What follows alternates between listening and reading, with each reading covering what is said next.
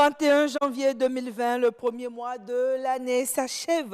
Mais nous sommes toujours là sur le grand rendez-vous pour vous faire passer un bon moment de télévision. Mesdames et messieurs, bonsoir et merci de toujours nous préférer. Avant tout, on vous invite à faire un tour sur des sites touristiques du Bénin. Bienvenue au Bénin.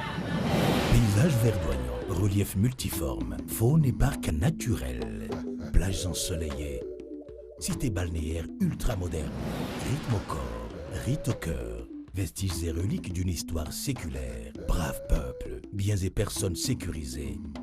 Le Bénin, terre de culture et de riches traditions, vous offre de grands moments de découverte et d'évasion. Venez visiter mon beau pays, le Bénin. Il vous surprendra. Bénin, miroir de l'Afrique.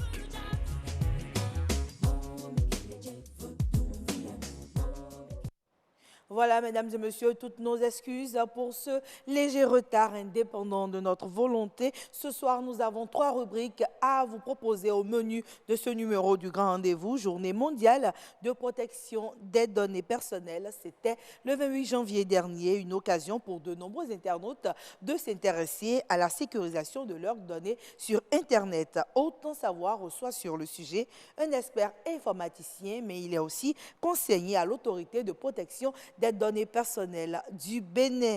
Notre expert ce soir est le président du Conseil national de l'éducation. Vous le savez, eh bien, ce conseil a été installé il y a peu et le CNE suscite déjà beaucoup d'engouement au sein de l'opinion publique.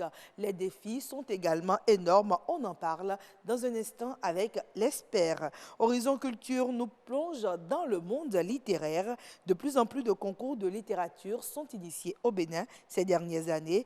Des initiatives qui devraient justement booster l'imagination et l'envie d'écrire. Les fruits tiennent-elles la promesse des fleurs? Nous le saurons dans un instant avec Jennifer Zativi et son invité. Vous le savez, le grand rendez-vous, c'est aussi le journal à 19h45. En attendant, le premier plateau du grand rendez-vous peut s'installer. Nous allons démarrer avec la rubrique Autant savoir.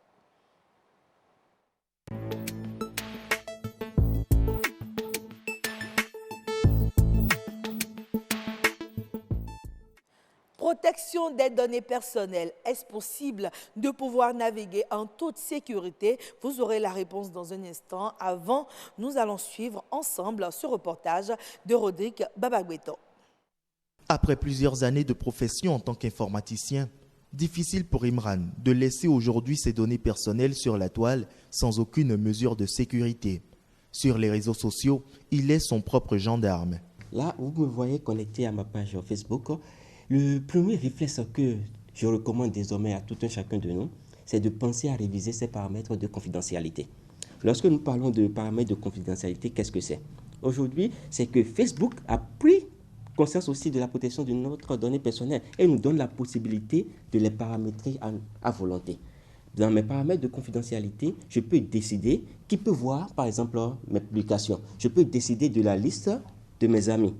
Et mieux, aujourd'hui, lorsque je ne paramètre pas mon compte et que d'un autre côté, quelqu'un tape mon nom sur Google, mon nom de Facebook apparaît. Je peux interdire cela dans mes paramètres de confidentialité. Lorsqu'on fait une recherche sur moi sur Google, que je ne m'affiche pas. Autant de mesures de sécurité pour des informations qui aujourd'hui ont une grande valeur marchande. Les données personnelles, c'est tout ce qui concerne notre vie privée, dans nos ordinateurs, notre téléphone portable ou encore notre dossier scolaire ou médical. Vous avez des données sur nos serveurs à l'interne, vous avez également vos données sur des serveurs à l'extérieur. Le problème, c'est de faire en sorte que ces données soient sécurisées, ces données soient stockées dans les règles de l'art et de manière à ce qu'il n'y ait pas d'intrusion possible. Pour ce faire, le Bénin s'est doté depuis 2018 de la loi numéro 2017-20 portant code du numérique, un texte qui réglemente les mouvements dans le cyberespace avec une épée de Damoclès pesante sur les internautes.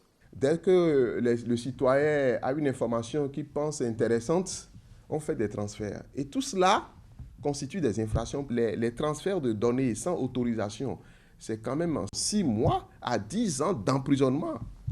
C'est quand même des amendes de 10 millions à 50 millions. Certains ont été poursuivis et condamnés si on doit appliquer à la lettre le code du numérique, mais je vais vous dire que peut-être 98% des récents traitements sont susceptibles d'être poursuivis. Le Bénin compte bien ne pas lésiner sur les moyens de sécurisation des données personnelles. Face à la problématique de la cybersécurité et de la souveraineté numérique, le pays se dote de son data center, un centre numérique pour permettre la conservation des données à l'étranger sur le territoire national. Bien sécuriser ces données personnelles revient avant tout au citoyen lui-même, comme renseigne cette affiche de sensibilisation. Voilà, merci à vous, Rodrigue Babagbeton, pour ce reportage. Imouran Lekoyo, il était dans ce reportage et on le retrouve en plateau ici, mesdames et messieurs. Nous vous présentons Imouran Lekoyo, bonsoir. Bonsoir. Alors, vous êtes conseiller à l'autorité de protection des données personnelles, mais vous êtes aussi un expert informaticien. Tout à fait. Alors, moi, ma première question, c'est de savoir, le 28 janvier, tout le monde a célébré la journée de protection des données personnelles. Vous, en tant qu'informaticien, est-ce que vous n'avez pas l'impression que c'est une journée de plus? Est-ce utile? Merci beaucoup. Vous savez, dans notre pays, je pense qu'il y a plusieurs journées. Journée de l'arbre, journée de la femme. Si on parvient à consacrer une journée à un événement, certainement c'est parce que cela en vaut la peine. Aujourd'hui, pourquoi sommes-nous venus à dédier une journée internationale à la protection des données personnelles? C'est l'aspect que revêt l'importance de nos données personnelles qui aboutit à cela. Cette journée a pour objectif, de façon globale et spécifiquement pour les autorités de protection des données personnelles, de sensibiliser les citoyens sur l'importance de la protection de leurs données personnelles. Aussi, c'est un moment pour nous de réfléchir à comment faire pour mieux protéger, pour mieux garantir la protection des données personnelles de nos citoyens. Et pour information, peut-être j'avais prévu l'annoncer plus tard, mais je l'annonce en même temps. Pour la commémoration de cette journée, nous avons un partenariat avec Facebook. Ce partenariat nous permettra à nos autorités de pouvoir mieux protéger les données de nos citoyens lorsque ces derniers vont exercer leurs différents droits, par exemple, droit d'accès à leurs données, droit de suppression de certains contenus publiés à leur insu sur les réseaux sociaux, notamment Facebook. On pourra valablement répondre à cela et leur donner satisfaction. Alors ça se comprend, vous vous intéressez donc au GAFA, aux géants du net, pour toujours assurer une meilleure sécurité aux internautes béninois. On aura l'occasion certainement de pouvoir revenir sur le sujet, peut-être dans un autre format. En attendant, moi je veux qu'on puisse préciser aux téléspectateurs, quand on parle de données personnelles, de quoi est-ce qu'on parle véritablement? Ok. Lorsqu'on parle de données personnelles, ne réfléchissez même pas. C'est toute information qui peut permettre de vous identifier de façon unique. C'est-à-dire déjà à partir de votre nom, prénom, votre numéro de téléphone, votre empreinte digitale, votre voix, votre photo, etc. Aujourd'hui, le concept des données personnelles a évolué. Même les données comportementaux, si vous comportez de telle manière, ou si vous allez sur Internet, vous achetez tel article, on peut vous l'associer. Déjà, toutes ces informations sont dans la catégorie des données personnelles. Donc, en résumé, si on peut vous identifier à partir d'une information, là, cette information est qualifiée de données personnelles. Alors, on recommande souvent de protéger ces données. On ne sait pas toujours pourquoi. Si vous dites le nom et le prénom, quel est l'intérêt pour moi de pouvoir protéger mon nom et mon prénom? Merci beaucoup. Cette question revient souvent. Lorsqu'on parle de l'importance de la protection des données personnelles, parfois les gens ne s'en rendent pas compte. Est-ce que c'est important de protéger mon nom et prénom? Dites-moi. Là où vous êtes, peut-être vous êtes ordonnateur de budget. Et simplement, il y a un bon de commande qui porte votre nom en bas et votre signature. Peut-être que ce n'est pas vous qui l'avez émis. S'il y a un détournement de fonds, qui on va attaquer demain? C'est encore moi. Ou bien, votre véhicule, c'est immatriculé à votre nom et que peut-être vous l'avez prêté à quelqu'un. Peu importe ce qui arrive à ce véhicule demain, si on veut attaquer quelqu'un, on verra qui? Vous. Aujourd'hui, si vous allez à MTN, sur les réseaux, les opérateurs GSM en général, il y a plusieurs numéros qui sont enregistrés au nom d'autres individus, juste le nom. Maintenant, les cybercriminels font quoi? Quand il y a délit, qui en cherchent le propriétaire de ce numéro, toi tu es là, tu n'as rien fait. Tu n'es au courant de rien. Je vous assure, des gens étaient déjà coffrés pour ça. Et donc, c'est pourquoi c'est important de protéger. Là, ce n'est juste qu'un aspect des noms. C'est pour nous montrer à quel point, rien que le nom est important. Alors, donc, pour vous, quelles sont les données véritablement qui méritent d'être protégées? Parce qu'on ne peut quand même pas tous protéger. Toutes ces données-là, on ne peut pas les protéger. Il n'y a pas de données à négliger, tant que cela se rapporte à vous. Je me rappelle d'un scénario juste la voix de l'individu a permis de résoudre un crime. Parce qu'on ne l'a pas vu, mais quelqu'un a dit, j'ai entendu telle voix, et telle voix se rapporte à telle personne. Moi, ça a facilité les choses, nous ne sommes pas venus à résoudre ces faits. Donc, de façon globale, tout ce qui nous concerne, tout ce qui nous identifie, mérite d'être protégé. Et lorsqu'on pose aussi, permettez, la question de est-ce que c'est important de protéger nos données personnelles, je retourne souvent la question, pourquoi mettons-nous des mots de passe sur notre téléphone? Pourquoi sur notre ordinateur on met des mots de passe? Pourquoi? Pour limiter l'accès. Merci. Pourquoi je ne divulgue pas mon code PIN de Mobile Money, de ma carte de crédit? Vous voyez? Donc, tout ça montre l'importance de protéger toutes nos données et ne rien négliger. Parfois même, si nous ne protégeons pas nos données, ça impacte la vie privée de nos descendants. D'accord. Ça va donc au-delà même de ça nous, va ça va sur au-delà, les autres. Exactement, ça va sur les D'accord. autres. Alors aujourd'hui, on se rend compte que le nombre d'internautes au Bénin augmente de plus en plus. Avant, on avait en face une cible qu'on trouvait quand même jeune ou une cible qui s'y connaissait un peu. Aujourd'hui, tout le monde est impacté. Est-ce que cela ne vous complique pas un peu la tâche pour protéger justement tout le monde sur Internet?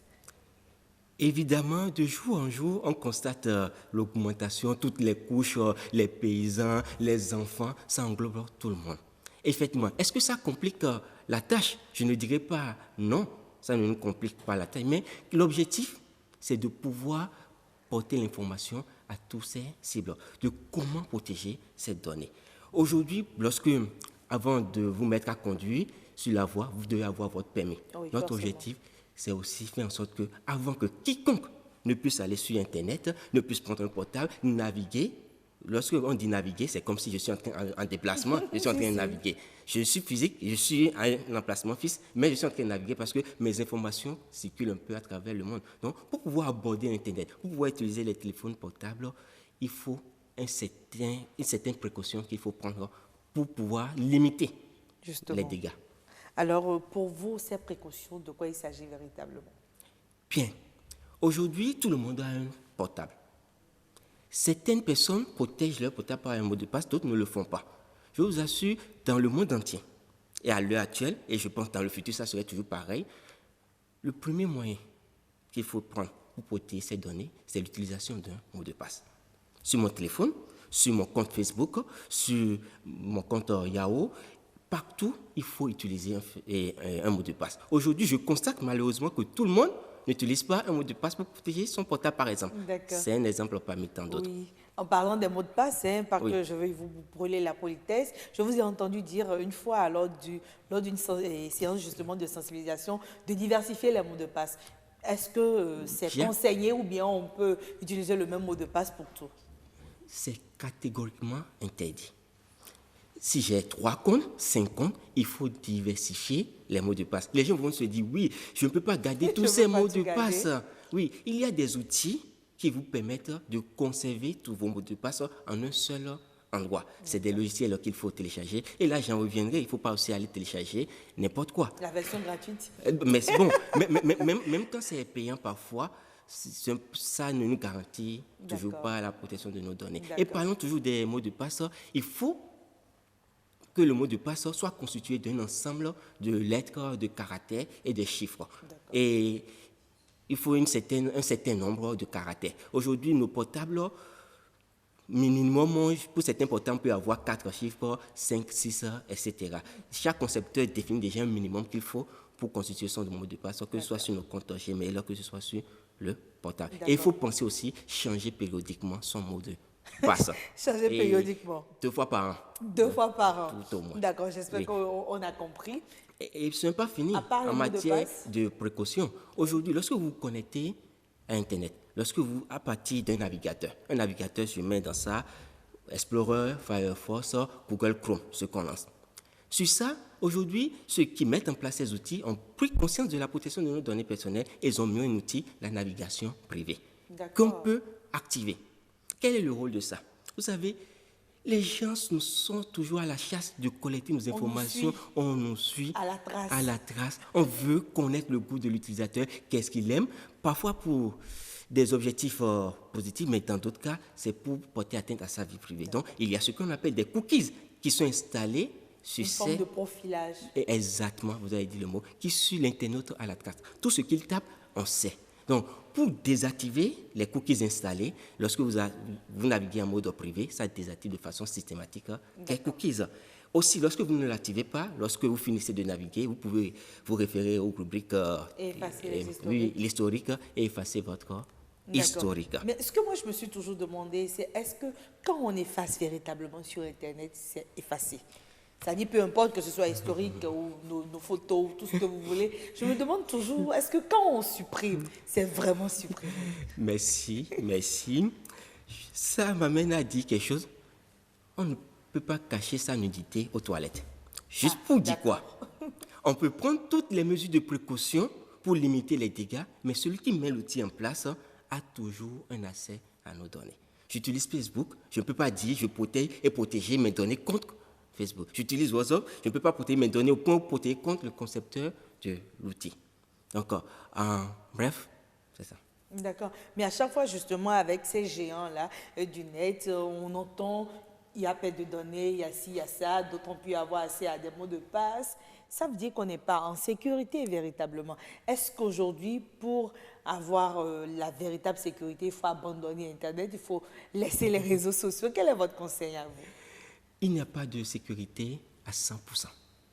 Peu importe les mesures de sécurité qu'on met en place, il ne faut pas l'oublier, c'est des humains, c'est des hommes qui ont élaboré ça. Dans le même temps, il y a des gens qui passent toute leur journée à craquer ces systèmes. Ce n'est pas pour autant. Oui, exactement. Au fait, on s'adapte au jour le jour. Vous voyez, les avions, ça fait des crashs tout le temps. Mais est-ce qu'on a supprimé les avions? Non. On prend en compte les failles, on s'adapte. Aujourd'hui, exactement, il y a des comités d'experts qui réfléchissent. Lorsque les cybercriminels trouvent des failles, ils sont là pour contrecarrer au fur et à mesure. C'est pourquoi le plus important, le meilleur moyen de protéger ces données, c'est l'internaute lui-même. Il doit comprendre l'importance de ces données. Lorsqu'il se met sur Internet, qu'est-ce qu'il fait? Est-ce qu'il doit divulguer toutes ces données? Il doit prendre connaissance de ça et se protéger lui-même. D'accord. Oui.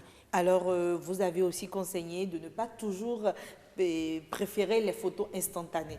Et ça, je n'avais pas compris la première fois quand vous en avez parlé. Pourquoi est-ce que vous dites que ce n'est pas bon de prendre des photos instantanées et de les poster tout de suite? Oui. Au fait, ce ne sont pas des photos instantanées. L'objectif, ce qu'on a voulu expliquer par là, c'est le système de géolocalisation par les photos. Aujourd'hui, nos portables, nos appareils sont tellement intelligents qu'ils ont un système de géolocalisation. On a 30 secondes, oui. Okay. C'est bon, on peut y aller. Qui sont tellement, et nos téléphones sont tellement évolués qu'on a un système de géolocalisation. Lorsque ce système est activé et vous prenez une photo, ça enregistre les coordonnées de l'emplacement où vous avez pris. Et vous publiez cette photo. Peut-être que cette photo porte atteinte à la vie privée de quelqu'un ou c'est un contenu provocateur. On peut identifier le lieu où vous êtes et vous localiser. D'accord, on a compris, monsieur Lekoyo. Un dernier conseil pour la protection de ces données. Je ne sais pas si ma chef d'édition me le permet, on peut y aller? 5 secondes. Oui. Je recommande vivement aux gens de privilégier les sites web sécurisés. Ça commence par HTTPS. Surtout en matière de transactions, lorsqu'on veut faire des achats en ligne, lorsqu'on veut publier ses données de santé, les sites HTTPS sont vivement recommandés. Il faut s'assurer qu'on est en mode sécurisé. Donc. Exactement. Merci pour vos conseils, Morane Lekoyo. Nous rappelons que vous êtes conseiller à l'autorité de protection des données personnelles, APDP. C'est terminé pour la rubrique Autant savoir. Nous allons recevoir à présent Jennifer Sativi et son invité. Vous l'avez compris, c'est la rubrique Horizon Culture.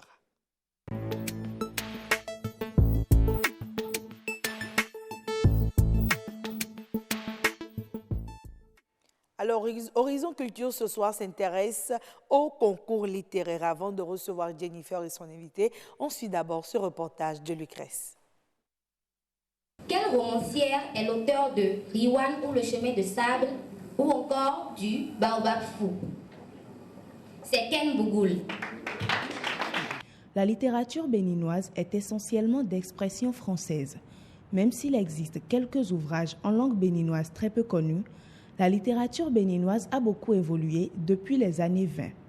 Autrefois réservée à une certaine catégorie d'érudits, elle ouvre désormais le champ à de jeunes auteurs grâce au concours littéraire. La mère du foyer n'était pas là. Ailleurs, loin, dans la case de la guérisseuse, elle poussait les cris de l'accouchement. L'enfant, lui, poussait des cris de victoire, la victoire de la vie. L'enfant naissait ce 21 juin 1998. C'était une fille. Et aujourd'hui, elle a 19 ans. Elle aime la littérature à mourir et est en 2e année de journalisme. Et demain, elle veut conquérir le monde. Elle, c'est moi. Et moi, c'est Anne. Je prépare à Miss Littérature parce que j'adore la littérature en général et j'aime lire la littérature dans tous les domaines, que ce soit la littérature béninoise ou la littérature du monde. Nous avons organisé Miss Littérature parce que nous avons ressenti le besoin d'encourager les jeunes filles amoureuses de la lecture à persévérer dans cette lancée. Et nous avons également voulu inviter tous les autres jeunes, qu'ils soient garçons ou filles, à mieux s'intéresser à la littérature. Le concept Plume Dorée est simple. Il s'agit d'aider les jeunes porteurs de projets, les jeunes écrivains à sortir leurs manuscrits des disques durs de leur tiroir et de mettre en avant les meilleurs porteurs de projets, de mettre en avant leurs projets. De telles initiatives sont bienvenues, d'autant plus qu'elles offrent aux participants un creuset pour se perfectionner. Au niveau de la détection, nous en avons fait par centaines. Il y a beaucoup de jeunes, contrairement à ce qu'on pourrait imaginer, il y a beaucoup de jeunes qui sont porteurs de projets, qui ont des projets intéressants. Bon, d'autres, des projets qui sont moins intéressants, mais justement qui nécessitent un accompagnement, d'où la formation. Donc, que nous mettons en place doublement à travers des ateliers d'écriture et une résidence d'écriture. Les ateliers nous permettant de donner les rudiments à un nombre un peu plus large de porteurs de projets. Et à la suite des ateliers, nous en retenons 5 qui vont en résidence. Le concept de la résidence, il s'agit globalement de 15 à 21 jours d'internement en griffe où ils sont encadrés par des personnes plus avisées. C'est également l'occasion pour les plus doués de voir se concrétiser un début de carrière dans le monde de la littérature. Voilà, mesdames et messieurs, le grand rendez-vous se poursuit. Voilà, Jennifer Sativi et son invité nous ont rejoints. Il s'agit de Constantin Amoussou. Bonsoir. Bonsoir, Agnès. Vous êtes écrivain et ce n'est pas votre première fois sur le grand rendez-vous. Bon, en fait, ça fait un moment quand même que j'ai été présent par ici et c'est un plaisir de retrouver votre plateau. Merci beaucoup, Jennifer Sativi. Ce soir, on s'intéresse au concours littéraire. C'est ça, Agnès. On s'intéresse au concours littéraire et surtout les objectifs. Quels sont les objectifs visés? Est-ce que ces objectifs sont atteints? Donc, nous avons sur ce plateau un écrivain qui s'y connaît beaucoup et qui va répondre à toutes nos questions. Moi, ma première question, si vous permettez que je vous vole Permettez-moi de saluer mon invité. Bonsoir, Monsieur Constantin Amoussou. Merci d'avoir accepté notre invitation. Bonsoir, Jennifer. Bonsoir, c'est un plaisir. Je vous laisse, Agnès. Je peux maintenant. J'avais hâte de savoir si lui aussi, il a eu à faire un concours littéraire. Très bonne question. Il est passé par un concours littéraire pour se révéler. Bien entendu, dans mon plus jeune âge, passionné de littérature, j'ai pris part à de nombreux concours littéraires, certains organisés par des associations, des structures nationales et d'autres organisés à l'international. Et à cette occasion, j'ai eu à me confronter avec d'autres talents. Et ça a été l'occasion, pour la plupart du temps, de nouer des amitiés qui ont traversé le temps. Et aujourd'hui, je peux dire que ces occasions nous ont permis, oui, d'abord de peaufiner notre art, mais plus encore de construire une dynamique collective. Et quelques-uns de ceux que j'ai rencontrés sur le champ des compétitions littéraires sont demeurés mes amis et mes compagnons de lutte dans les aventures littéraires que j'ai eues par la suite. Jennifer, je crois qu'on a le bon profil sur ce plateau. Franchement, j'ai envie de dire que j'ai eu la réponse à toutes mes questions parce que justement, on se demande si ces concours impactent vraiment sur la vie de l'écrivain. Je pense que la réponse est oui. Bien sûr. D'abord, il faut observer que, comme tout concours, une compétition a la vocation première, d'évaluer l'environnement, d'évaluer les acteurs de l'environnement, leur capacité à apprendre, à donner, à restituer. Et de ce point de vue, les concours littéraires ont été souvent, pour ce que j'ai observé, comme d'autres concours, mais notamment pour ce que j'ai observé dans le domaine de la littérature, oui, l'occasion d'évaluer effectivement et de découvrir que, au-delà de ce que l'on peut avoir à dire et à regretter sur la régression de notre pays, et notamment en ce qui concerne son titre de quartier latin d'Afrique, il existe quand même quelques graines qui méritent de venir à la surface, d'être révélées. Et c'est d'ailleurs justement le second objectif des concours, de tout concours, et donc en particulier des concours littéraires également, révéler, c'est-à-dire mettre les talents à la découverte, au regard de tout le monde, les présenter au grand public, les faire se découvrir à eux-mêmes. Parce qu'en les évaluant, en évaluant l'environnement, oui, on aura évalué tout le monde, on aura compris globalement quel est le niveau littéraire dans le pays. Mais ensuite, en faisant le classement, on révèle les génies. Et une personne peut n'avoir jamais été connue comme un talent littéraire et se laisser découvrir seulement à l'occasion d'une compétition. Certainement. Et enfin, voilà. Et enfin, pour ainsi dire, pour ce qui a souvent été le troisième objectif de toute compétition, et donc aussi des concours littéraires, l'argument troisième, l'objectif troisième, qui est celui de l'émulation. L'émulation. La saine émulation. La saine émulation. Parce que vous voyez, vous arrivez, vous découvrez des gens parfois de votre génération, d'autres pas de votre génération. Ça dépend de comment le concours est configuré. Vous pensez peut-être en arrivant que vous êtes le plus brillant. De toute façon, si vous allez en compétition, c'est que vous pensez que vous êtes plus brillant que certaines. Forcément. Vous arrivez et vous pouvez découvrir à cette occasion qu'il y en a qui sont encore plus brillants que vous. Donc, ça vous appelle à fournir encore plus d'efforts. Donc, ça vous émule. Et ça vous met, disons, en compétition encore à nouveau avec vous-même pour aller plus loin, pour aller puiser au fin fond de vos ressources propres. Et donc, atteindre et supplanter le niveau de ceux qui vous ont dû mettre les bâtons dans les roues à l'occasion de cette compétition. Constantin Moussou, on vous voit bien engagé sur le sujet, on vous voit vraiment prolifique. Mais moi, ce qui m'intéresse, c'est de savoir si à la fin de ces concours littéraires, véritablement, on a des écrivains. Ah oui, c'est une belle question. Parce qu'il peut être intéressant de faire des statistiques. Et j'avoue que ces statistiques, je ne les ai pas faites en arrivant ici. Et il se trouve par ailleurs, à juste titre, que je ne suis pas statisticien. Mais je peux quand même observer que, au regard du nombre de concours qui se tiennent dans notre pays, et parfois de concours à l'international auxquels participent des acteurs du domaine littéraire au Bénin, que je n'ai pas le sentiment que les talents ont pu faire le chemin mérité par le génie qu'ils ont révélé. Vous voyez, certes, il y a quelques-uns dont les noms ont dépassé les frontières nationales, ils ont pu trouver des éditeurs. Il y a quelqu'un qui a une plume merveilleuse que j'ai connue quand j'étais encore à l'ENAM. Nous avons été d'ailleurs concurrents sur une compétition internationale, prix du jeune écrivain francophone, et avant cela, sur le prix de Issy-les-Moulineaux en France. Et dans ces deux catégories, d'ailleurs, il m'a battu comme il a battu des milliers d'autres personnes.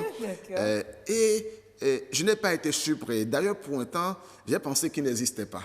D'ailleurs, il est Dovonon, je ne sais pas si vous le connaissez, et c'est un garçon qui n'écrit que des histoires de fantômes. D'accord. Ensuite, dans le monde littéraire, enfin, dans le temps, il n'écrivait que des histoires de fantômes. Ensuite, dans le monde littéraire, nous nous connaissions, nous nous fréquentions, nous nous rencontrions, ou bien au CCF, par exemple. Et puis, lui, on ne le rencontrait jamais nulle part. Alors, j'étais tout à fait assuré qu'il n'existait pas, que c'est un fantôme, mais talentueux. Alors, vraiment. Et puis, un jour, je fais un tour au Centre culturel français. Maintenant, c'est l'Institut français de Cotonou.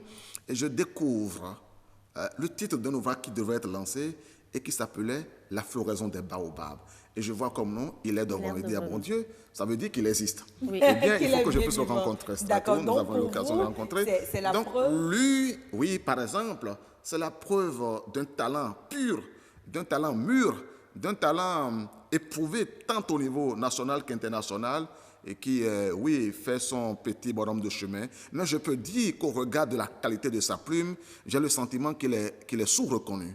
Que la réputation qu'il lui a établie, bon, il a gagné des prix littéraires ici aussi, y compris il y a 2 ans encore le prix du président de la République. Oui. Mais je peux penser, et je le dis, qu'au regard de ce qui est la qualité de sa plume, cet auteur est sous-connu. Donc, il y a souvent de ces cas, alors, qui sortent des concours littéraires, qui sont découverts à travers les concours littéraires, mais qui sont sous-valorisés, si je peux dire. Qui demeurent anonymes. Hein. Donc, qu'est-ce qui en est à la base, alors? Qu'est-ce qui peut expliquer D'abord, cela? il faut dire que, même en étant un peu, disons, en griffe, sous-reconnu par rapport à son talent, éprouvé tant au niveau national qu'au niveau international, il est en fait déjà partie de ceux qui ont été reconnus. Bon, dans ce cas précis, ça c'est un cas. Mais il y a certains. Il y a des, voilà, alors, ce n'est pas des dizaines, ce n'est pas des centaines. Parfois, c'est en milliers que ça se compte de personnes qui brillent comme des pépites, qui sortent de telles compétitions, qui sont prometteuses, ces personnes, mais à la fin, elles s'éteignent.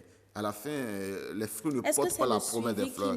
Et vous avez touché, et c'est là où j'en venais, c'est bien souvent le suivi qui a manqué. Et ça, à 2 niveaux.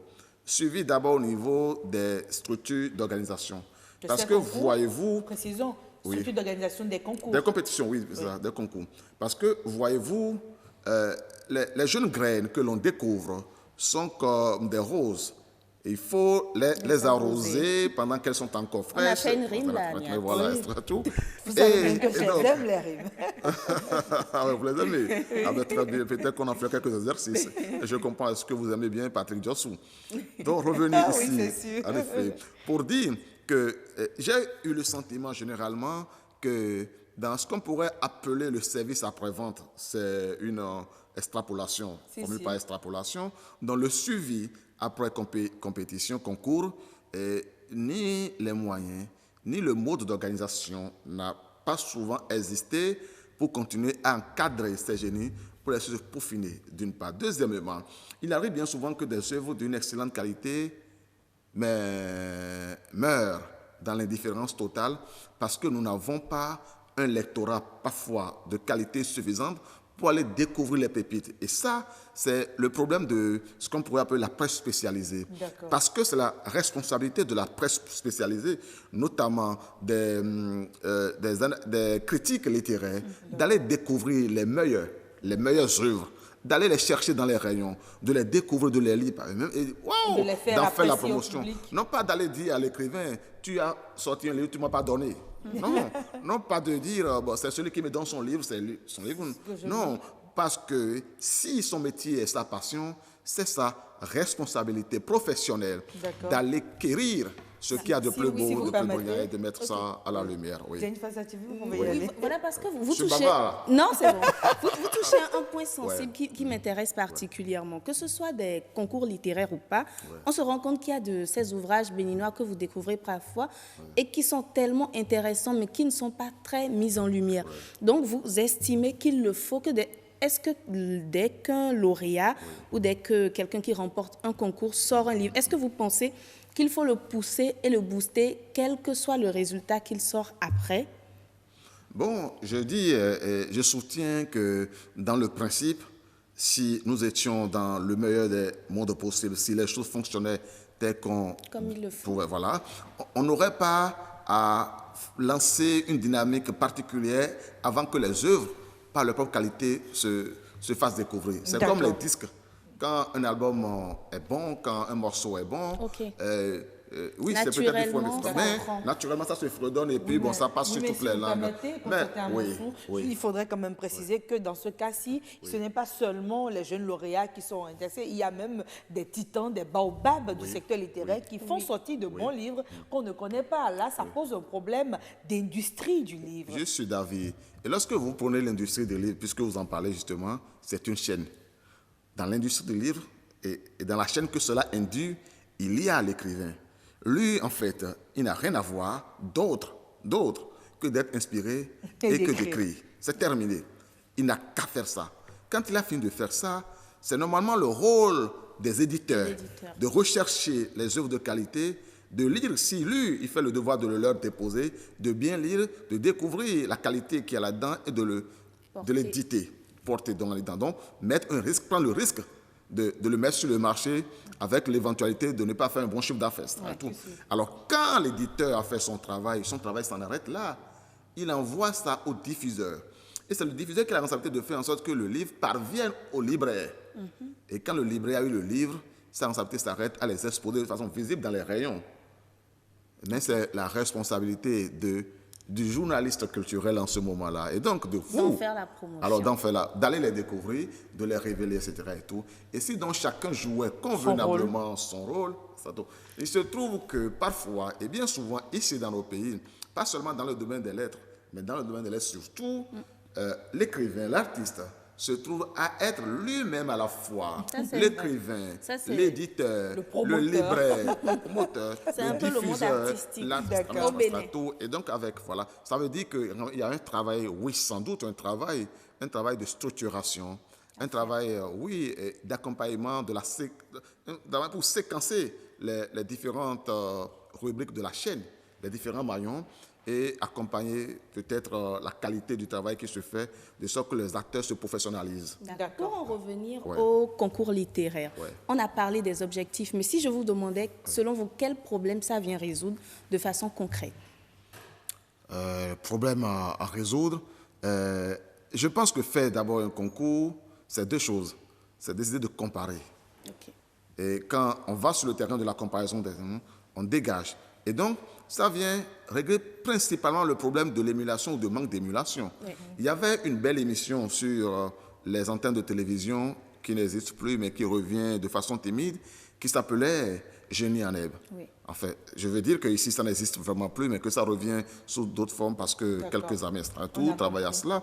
Mais lorsque vous voyez, vous retournez dans le temps où cette émission faisait encore, disons, son show, il y a tellement d'engouement dans les écoles avec les élèves que vous verrez avec dictionnaire, le QID, des documents, des encyclopédies qu'ils assimilent. Et ça fait d'eux des gens extrêmement cultivés. D'accord. Constatez en Moussou, le temps qui nous est imparti. Malheureusement. Donc, c'est surtout pour inciter à la lecture et à s'intéresser aux œuvres littéraires. Merci. On a fait les 15 minutes. Oui, Jennifer Sachivi, et justement, avec votre invité, on n'a pas vu le temps passer, mais l'heure du journal est sacrée. Je suis désolée. On l'aura peut-être une autre fois pour pouvoir poursuivre sur le sujet. Nous allons rejoindre à présent Amandine Agnambosso pour le journal.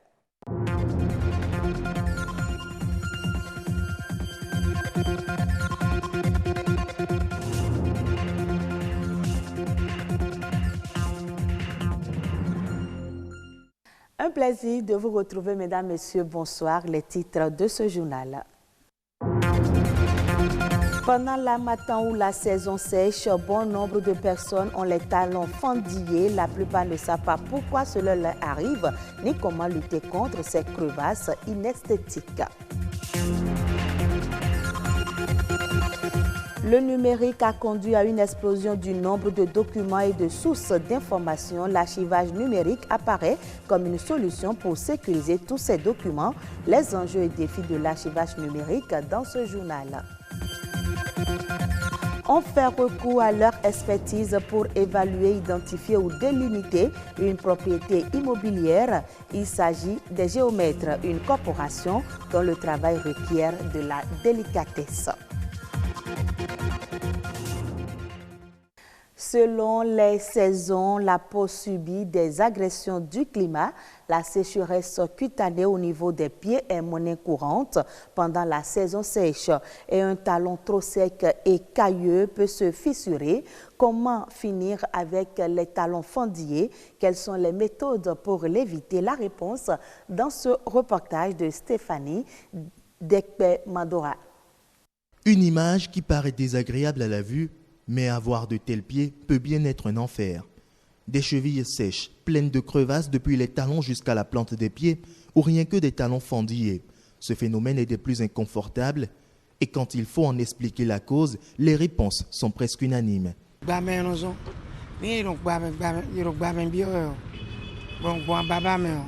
Lorsqu'on patauge fréquemment dans la boue, cela peut provoquer le fendillement des pieds, mais c'est surtout l'harmattan qui en est la cause. C'est souvent en période d'harmattan que les pieds des gens se fendillent. C'est quand l'air est vraiment sec que ça se constate. Pas faux. L'harmattan peut effectivement être à la base des fissures au niveau des talons pour ceux qui ne s'hydratent pas suffisamment la peau lorsque souffle ce vent sec. Pourtant, bien d'autres raisons expliquent l'apparition de crevasses aux pieds. Vous avez des familles dans lesquelles les gens font de l'asthme, de la rhinite, de la sinusite, de la conjonctivite allergique. Et dans cette famille, vous avez au niveau donc de la peau donc une enzyme qui est déficitaire que l'on appelle la filagrine. Cette filagrine étant déficitaire ou absente, la personne va à la douche, mais la quantité d'eau aspirée par la peau est tellement faible que 5 minutes après, cette personne devient toute sèche. Quelqu'un qui met des chaussures dont le fond semble dur, le fait donc d'avoir à marcher dans cette chaussure qui n'est pas appropriée donc à la physiologie et à la physique du pied peut en général donner des fendillements. À cela s'ajoutent également les infections telles que la syphilis secondaire. Heureusement, souffrir de ce mal n'est pas une fin en soi. Dans les salons d'esthétique, on sait comment s'y prendre dans de tels cas. Vous allez faire la pédicure chez l'esthéticienne qui prend soin de vos pieds. Elle va procéder à quelques soins. Ça veut dire quoi? Elle va d'abord tremper vos pieds dans de l'eau chaude, dans de l'eau tiède, et mettre avec quelques produits et frotter avec la pierre ponce. Gommer pour enlever les cellules mortes, puis l'hydrater en profondeur avec un massage et mettre des produits traitants et cicatrisants. Le beurre de karité est fortement conseillé dans ces cas-là parce que c'est cicatrisant, il est hydratant et il répare aussi. Boire 1,5 à 2 litres d'eau par jour permet également de prévenir cette sécheresse cutanée. Cependant, face à une résistance des crevasses, consulter un dermatologue ou un médecin est la seule option pour des talons et plantes des pieds sains. L'archivage est une spécialité indispensable des technologies de l'information et de la communication. La profession a progressé vers l'archivage numérique. Au Bénin, l'archivage numérique n'est pas encore entré dans les habitudes. Bernus Amoussouga parle des enjeux et défis de l'archivage numérique au Bénin. D'abord, un archiviste, c'est celui-là qui collecte des documents, d'abord qui les identifie, qui les collecte, qui les traite, qui les stocke et qui les rende accessibles plus tard. L'archivage numérique, c'est une vraie entreprise et cette entreprise implique les archivistes et ces personnes travailleront de concert avec les informaticiens, réseaux et tout ce que vous savez pour fondamentalement mettre en place un bon système d'archivage numérique. Fondamentalement, avant de parler de l'archivage numérique, il y a des préalables. Et ces préalables-là commencent par une étude d'abord de faisabilité. Et cette étude nous permet d'avoir un certain nombre d'éléments pour organiser physiquement les documents. C'est dès lors qu'on a ces outils de gestion, qu'on a même le personnel à utiliser, les moyens matériels et financiers à mettre en place, qu'on peut passer à l'organisation physique. C'est quand on a fini ces étapes maintenant qu'on parlera de l'organisation de l'archivage électronique. Mais cet archivage se fait de deux manières. Vous avez les documents physiques qui sont dématérialisés et il y a également les documents qui sont nativement numériques. Dès lors que vous avez ces deux documents, vous les collectez, vous les mettez sur une plateforme, vous les organisez en fonction, bien évidemment, de l'organisation qui avait été préétablie au moment où l'étude a été déjà faite. La cheville ouvrière de cette œuvre-là, c'est l'archiviste. Il y a beaucoup de personnes qui entrent en ligne de compte, mais il est quand même très important, très capital, de mettre l'archiviste au cœur de cette initiative. Je l'annonçais dans les titres, le métier de géomètre implique plusieurs fonctions selon les conditions dans lesquelles il est exercé. Mais de façon générale, il s'agit pour ce professionnel de mesurer avec une grande précision des éléments de paysage urbain ou des propriétés afin d'effectuer leur délimitation. Herman Amégan fait un zoom sur ce métier dans ce reportage. Les différentes Une séance de briefing avant l'embarquement pour le terrain. De données topographiques que nous pouvons avoir aussi, bien sûr. Les consignes sont claires, pas question de passer outre. Direction, le chantier. Le matériel déployé, place au travail sous la supervision de l'expert géomètre. Vu par un profane, ces appareils suscitent curiosité. Essayons de percer le mystère. Donc ici, comme j'ai dit, c'est un appareil, un niveau qui est chargé de nous décrire le relief. Ici, nous avons un théodolite électronique. Électronique parce que lui, il est chargé juste de nous donner les angles de façon électronique. Les distances, nous les mesurons. Ici, nous avons un GPS bifréquence. Et cet appareil nous aide beaucoup plus facilement à aller vite sur nos travaux et nous aide beaucoup plus facilement à ne pas trop nous fatiguer quand nous devons faire une grande superficie, par exemple. Pour en arriver à déployer ces matériels en toute légitimité et réclamer le titre de géomètre, le chemin est long, très long quand on vise l'expertise. En tout, on peut dire 10 à 11 ans après le bac. Quand vous avez un bac de nos séries scientifiques, c'est ça qui est recommandé, ou bien la C ou bien la D, vous intégrez maintenant une école de topographie. Et avec votre bac, vous faites 2 années pour avoir ce que nous appelons le BTS, le brevet de technicien supérieur. Normalement, il est recommandé 3 années en plus du BTS pour sortir ingénieur géomètre. Et vous vous présentez à l'ordre des géomètres de votre pays. Et c'est l'ordre des géomètres qui vous met en stage d'expertise. Vous êtes astreint à faire 2 années d'expertise judiciaire dans un cabinet de géomètres experts déjà installé. Donc vous faites ces 2 années-là. Quand vous finissez ces 2 années, on vous inscrit au tableau de l'ordre. L'ordre donc écrit au ministère là-bas et le ministre vous donne l'agrément pour que vous exercez votre profession en votre propre nom. Mesurer des surfaces, prendre des données techniques importantes à toutes fins utiles, là se limite le champ d'action du géomètre. Mais les demandeurs n'ont pas tous le même regard sur cette corporation, des préjugés à tort ou à raison. Il n'y a pas une profession sans brebis galeuse. Il nous est recommandé, au moment même où on prête serment, il nous est rappelé un certain nombre d'obligations, un certain nombre de restrictions. Ce qui est dit par rapport à ce qu'on vole parcelle et tout ça, ce n'est pas si vrai que ça. Parce qu'une parcelle n'est pas extensible. Mais ce n'est pas si faux. Parce que je reconnais qu'il y a de nos amis, qu'il y a de nos collaborateurs qui se prêtent à ce genre de choses. Fin de partie pour cette équipe, on remballe le matériel. Cap sur un autre site, c'est le quotidien du géomètre.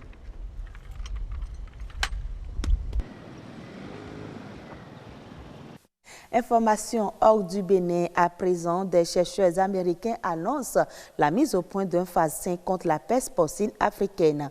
Le vaccin a été élaboré à partir d'une précédente souche du virus modifié génétiquement. En outre, il est prometteur et offre une protection complète contre la maladie mortelle pour le porc ou le sanglier contaminé.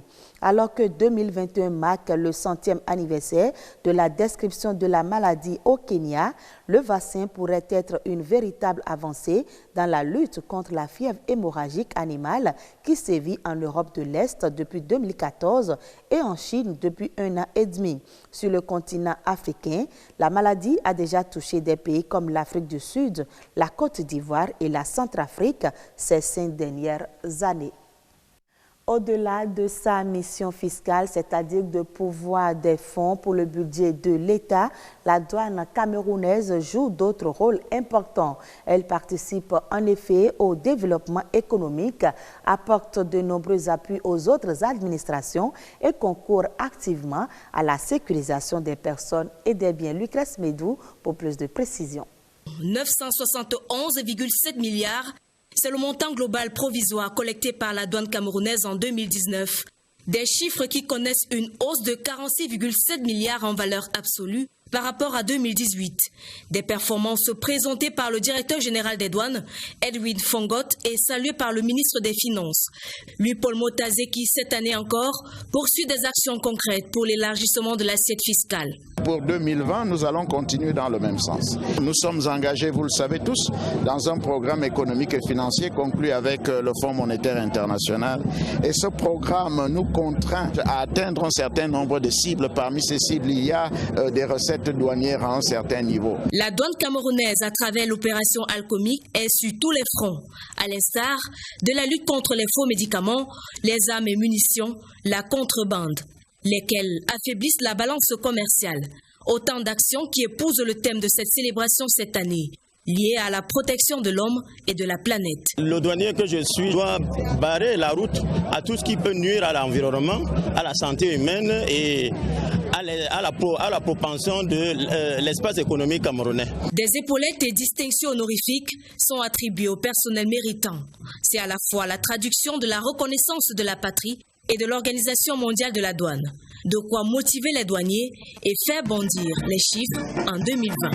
Et c'est la fin de ce journal. Bon début de week-end à vous et très bonne suite de nos programmes.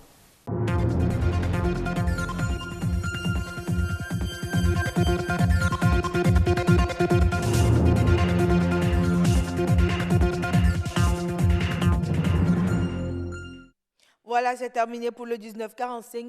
Quant au grand rendez-vous, il se poursuit. Avec vous, nous allons encore revisiter ces sites touristiques du Bénin. Le mot Pendiari vient du gourmandier. C'est une des principales ethnies qui bordent la réserve de la Pendiari. Et le nom initial c'est Pendiari, qui signifie la grande rivière ou la rivière mâle en gourmandier. Pendiari.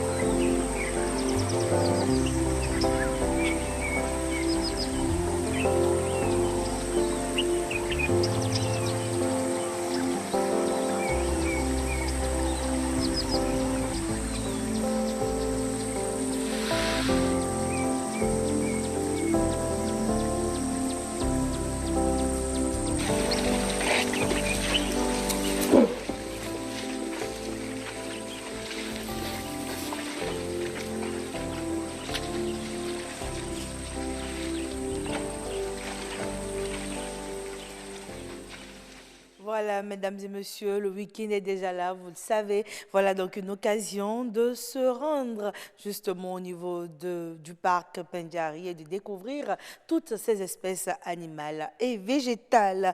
Le grand rendez-vous, c'est aussi votre instant citation avec la collaboration de la régie, si tout va bien. Nous vous proposons ce soir une citation de Thomas Edison. Elle dit ceci: le génie est fait d'1% d'inspiration et de 90% de transpiration.